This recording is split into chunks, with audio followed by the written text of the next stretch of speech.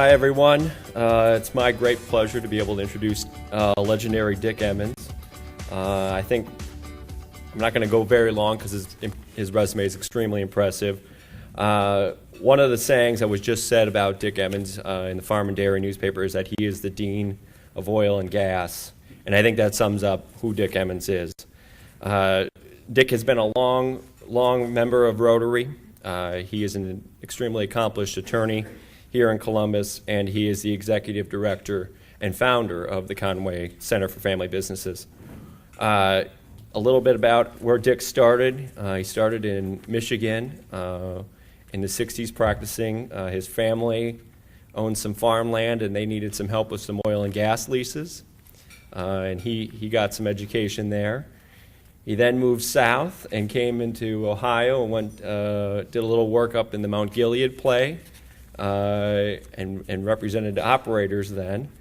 Then for about 35, 40 years, he represented one of the largest oil and gas companies. And now in 2010, Dick has decided to help Ohio landowners with the current shale play going on in eastern Ohio. Dick is now helping clients with pipeline easements, oil and gas leases, everything in the play going on. Dick has probably spoken to more than 8,000 landowners to date. He is listed for the last 25 years as one of the best lawyers in America, where he's under natural gas, or natural law, natural resource law, oil and gas law, and corporate law. He's the only Ohio lawyer for that. He is the founder and trustee. He was the founder and trustee and president of the Energy and Mineral Law Foundation. He was the chair of the Ohio Association Oil and Gas Committee. He is the attorney member for the Oil and Gas Commission. Again, I'll finish with he is known as the Dean of Oil and Gas, and it's my pleasure to introduce Dick Emmons.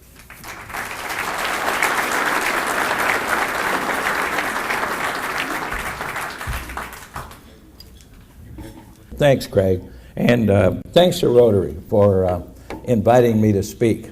It's always a pleasure to come back to this club, of which I'm still a member, but since we moved our law office, my wife, Bea Walper, who's a partner and knows many of you, and wanted me to say hello for her to our many friends here. She said, "I've heard you talk about this so many times, I can't do it again," so she's not here today. But she wanted me to say hello. So thank you very much for having me. And I hope in the time, I'm going to stop at 5 of 1, so if there are questions. Because what I'd like to do today is to let you know, and many of you already know much of this, but let you know why this time the oil and gas business is different. There's Utica Shale, there's also Marcellus, but it's primarily in Ohio, it's Utica Shale. And it's so different from the oil and gas business that has gone on in Ohio since 1850, actually. In 1890, Ohio was the largest oil and gas producing state in the country. Think of that. But the numbers were very small.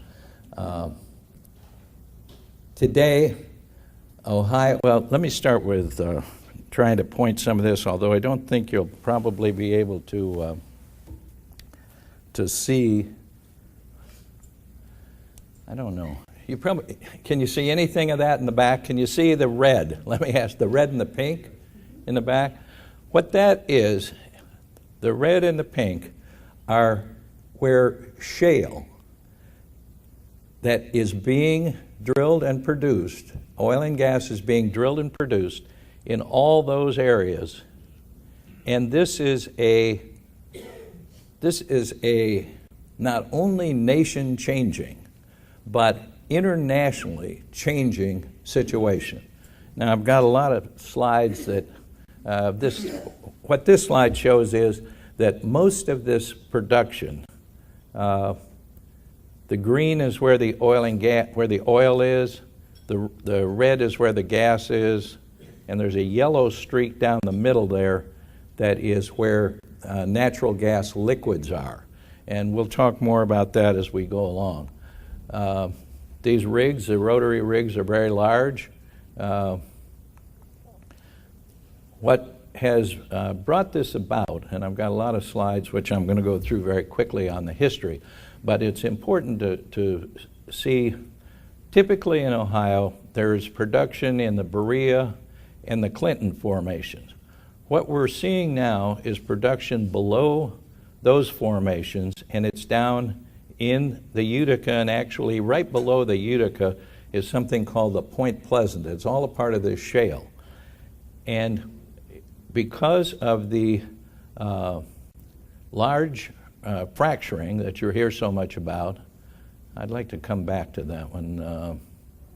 What this slide shows, and we have, we put out a quarterly newsletter. If anybody wants it, just give Craig a card, and we have 8 or 10 copies of it if anybody wants it. I mean, if you have email and you want to get it, it's at no cost, but just for information. What this shows is that there have been something over 1,400 wells permitted into the Utica.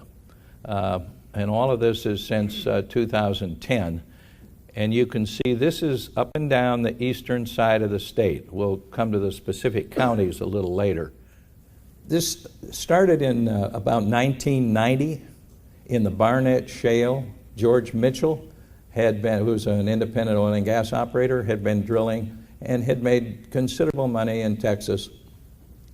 And he believed that you could fracture the shale and get oil and gas out of it and make some money. Now, he was laughed at for about 10 years. He spent millions of dollars trying to do this. Any of you who picked up a piece of shale, I mean, it feels solid. It feels a little slippery, but it's solid. And you look at it and you think, how are they going to get the oil and gas out of that? He figured it out in 1990. And since then, this shale activity has changed the energy dynamics of this country, and will change, as I said earlier, the energy dynamics of the world. Now, people should know, other countries have shale formations that will produce vast amounts, but the United States is way ahead in the technology of producing. So with this head start, there's some things we can do. Now, the primary focus was going to be the difference between what oil and gas used to be, oil and gas production used to be in Ohio, and what it is today. But with the time that's involved, I'm going to do that part of it very briefly to give you some numbers and some information on what's going on today. What this says is that historically, if you owned 100 acres, someone would come along and want to lease your land if you lived over in this eastern side of the state for, and I am intentionally ignoring the Marathon and the Rockefellers and the Trenton production that was back. That was the 1890, because today it isn't relevant. You have 100 acres, you would lease your land for $5 an acre, and then you would get a delay rental. They could delay drilling, say, for 5 years or 10 years, and they might pay you $1. They might pay you $1 a year to delay drilling.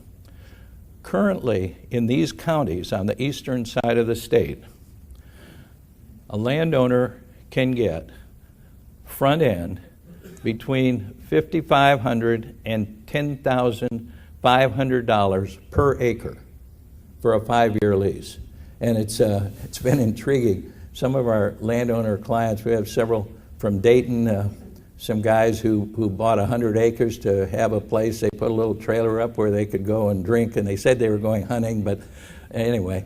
And of course, they got it for $100 an acre, and then they were able to lease that for $7,500 an acre. So you can run the numbers to see what happened with that. The other thing that is one other thing that is of the many that's interesting is historically the landowner would get, after getting the front end bonus, would get a 12.5% royalty of the gross proceeds, 1/8. Today, if the landowners, well, the people who signed up early, of course, have been very unhappy, the landowners, but today, most landowners are going to get between 17.5, well, 15.5. I'm smiling at Craig because we're negotiating. So anyway, between 15.5 and 20% gross royalty, which when you run the numbers makes a significant difference. And drilling costs used to be $350,000, $450,000 to drill a Clinton well.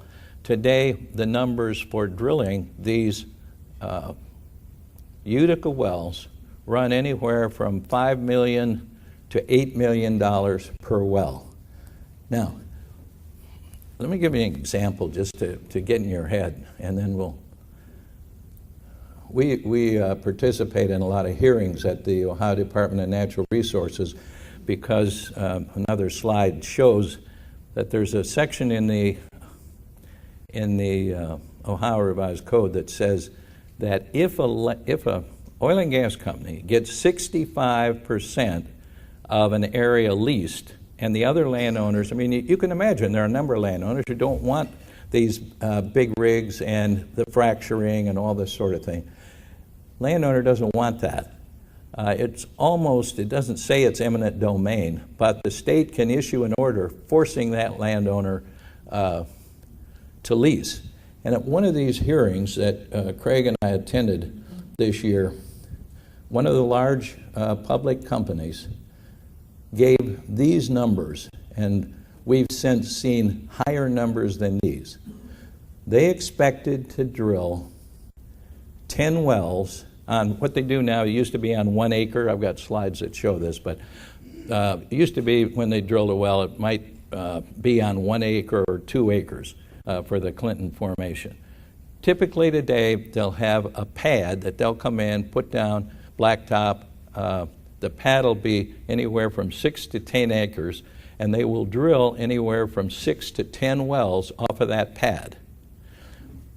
So the numbers that this petroleum engineer from Oklahoma gave, we're going to drill 10 wells because you have to come to the ODNR in order to get the state to force pool the landowners. And they have to give numbers justifying the state telling a landowner who doesn't want to lease, you're going to lease. We're going to drill 10 wells. It's going to cost $55 million, roughly $5.5 million per well. We expect to make $110 million profit on those 10 wells. So, and that's over a 25-year period, and they get back roughly a third of it within 3 years, sometimes more. But those are some of the numbers that we're dealing with. Okay, we got 5 minutes. Let's see where we go with this. We talked about that. Instead of drilling on 40 or 160, typically the oil and gas company will pool a number of landowners to get 640 minimum or 1,280 acres in what they call a drill site, because the horizontal, the lateral drilling that goes on will go out. They'll drill down anywhere from 5,000 to 10,000 feet and then go laterally anywhere from 5,000 to 8,000 feet. Think of that. That's a mile and a half. The technology of it is amazing, but that's what happens. These are the numbers of wells. This is a number that's been permitted in Ohio, almost 1,500 Utica shale wells. This is as of August 2nd. There are less than 500 of them producing. This is interesting just from a technology standpoint. If there are roughly 200 drilling, and then you see the number that have been drilled but aren't yet producing. And you say, well, what's happening there? What happens is after they drill the well, then they will frack the well. And there's been fracturing going on. A lot of people don't know this. There's been fracturing of wells going on in Ohio. There's something like 6,500 producing oil and gas wells in Ohio. There have been more than 250,000 oil and gas wells drilled in Ohio. But of the 65,000 wells in Ohio, more than 60,000 of those wells have been fractured. But it's only with the laterals and the horizontal drilling where you have these huge fracturing that you read about. And after the well is drilled, what I started to say, then the producer will bring in a company to frack the well. And that's if anybody who's interested, we've had at our landowner groups, we represent 10 landowner groups with, I don't know, 400,000 or 500,000 acres. And we have speakers come for education purposes so that people, and if you want to see something interesting, is to get the company that does the fracturing to describe how this all works. They fracture it, and then they let the well sit for anywhere, and this is where there have been several companies, large companies, Anadarko for one, who came into Ohio, who drilled, who fracked.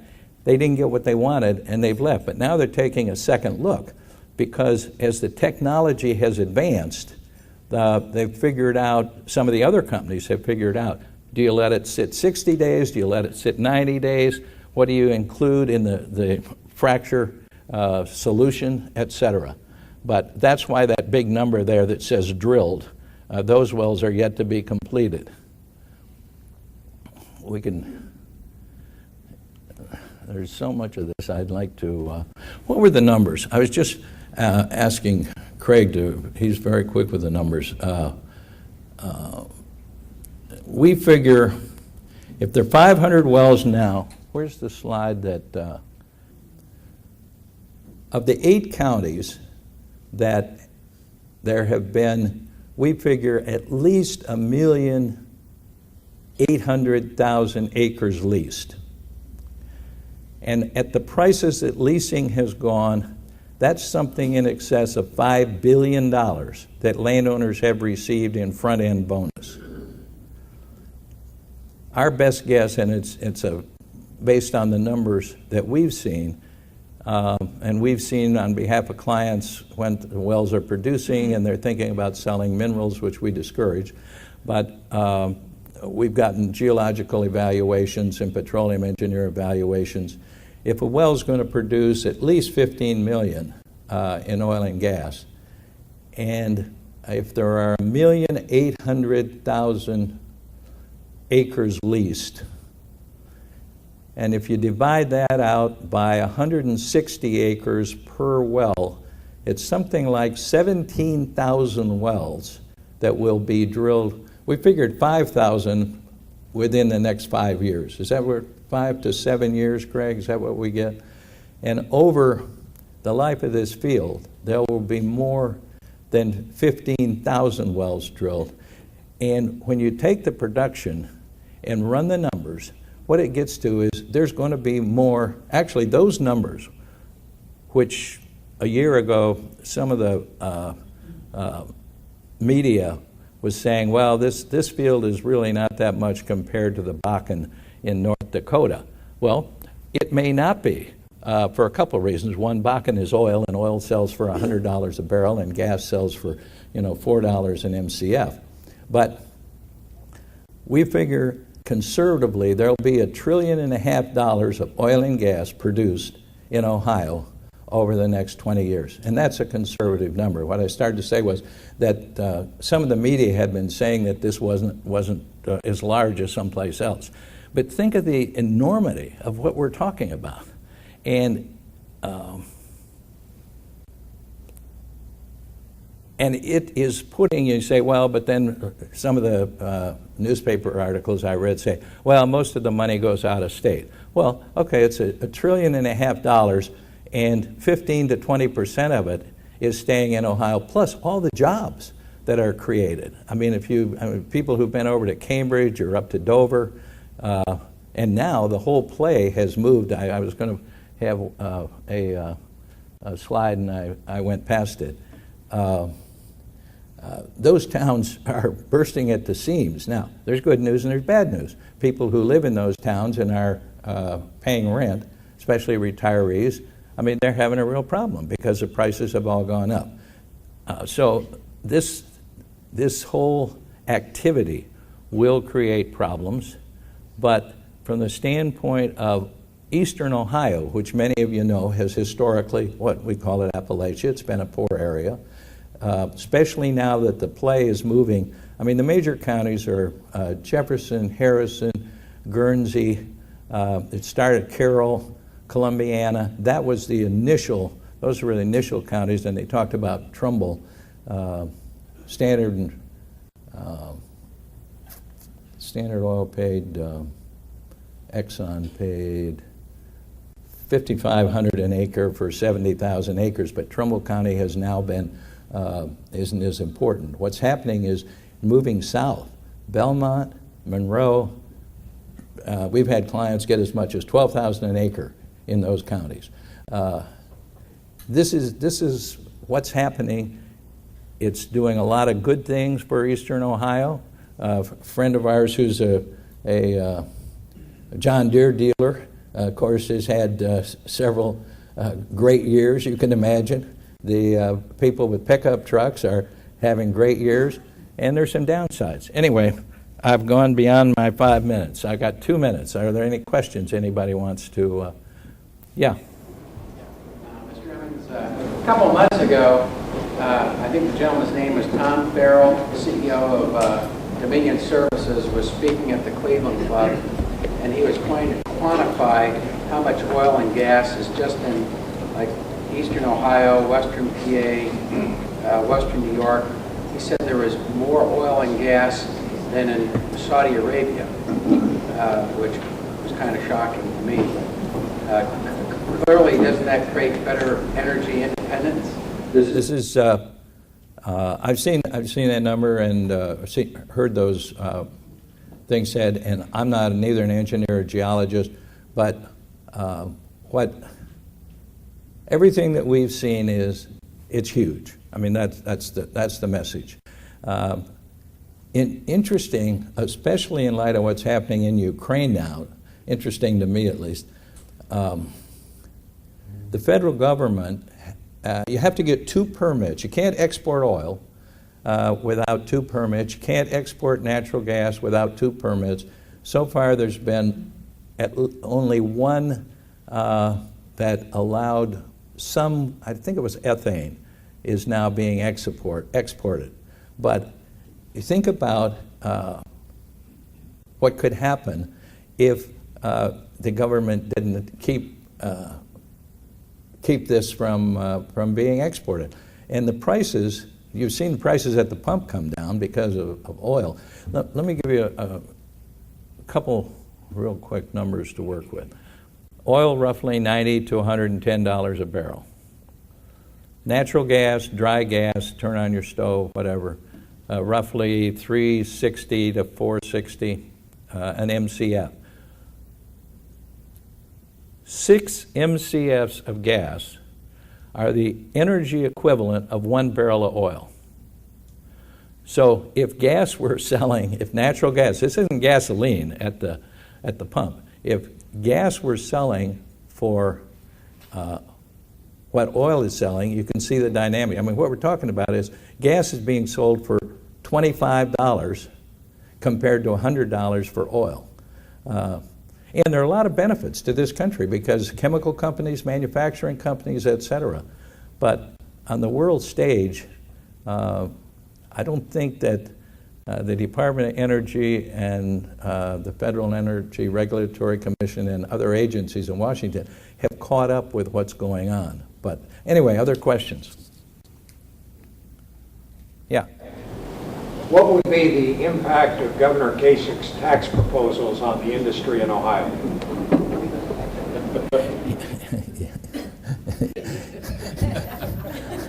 I'm good friends with the asking the question and know that he knows. I've avoided the, I mean, the fact is the oil and gas companies are already here. I mean, they were told in the beginning, and I've been in meetings and I've talked with Kasich and they were told in the beginning that the taxes would not be increased and they were encouraged to come. Now they're here and they've spent over $5 billion for the leases. I can't see that it's going to hurt a lot, but to me, sending money to Cleveland and Toledo and Dayton and Cincinnati and Columbus in order to get reelected, it doesn't do much for the landowners because that tax also goes against the landowners who own the land.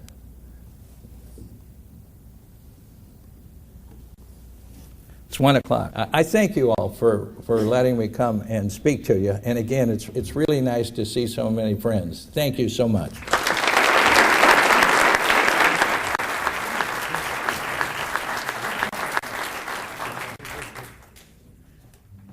Thank you very much, and that was very interesting for my personally. That being said, thank you for all for attending. See you next week.